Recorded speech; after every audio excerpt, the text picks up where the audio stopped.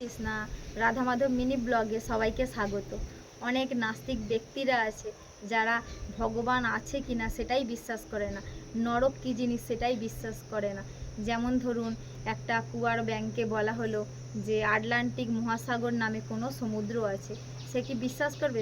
তার কাছে তো ওই কুয়োটাই হচ্ছে আটলান্টিক মহাসাগরের সমান। আবার দেখুন, একটা থামের মধ্যে একটা বৈদ্যুতিক তার যোগ করা আছে।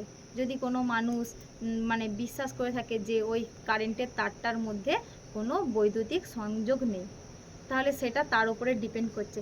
কিন্তু যখন সে কারেন্ট শর্ট খাবে তখনই সে বিশ্বাস করবে যে হ্যাঁ, ওই কারেন্টের তারের মধ্যেই কারেন্ট ছিল।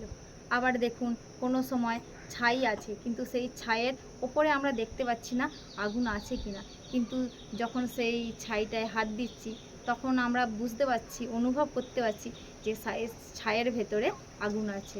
তাহলে সেটা তো নিজের সম্পূর্ণ অনুভবের ওপর নির্ভর করছে। ভগবান সবাইকেই হচ্ছে স্বাধীনতা দিয়েছে।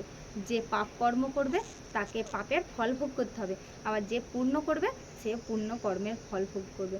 পাপ করলে আমি নরকে যাব, আর পুণ্য কর্ম করলে স্বর্গে যাব, ভগবত ধাম প্রাপ্ত হব।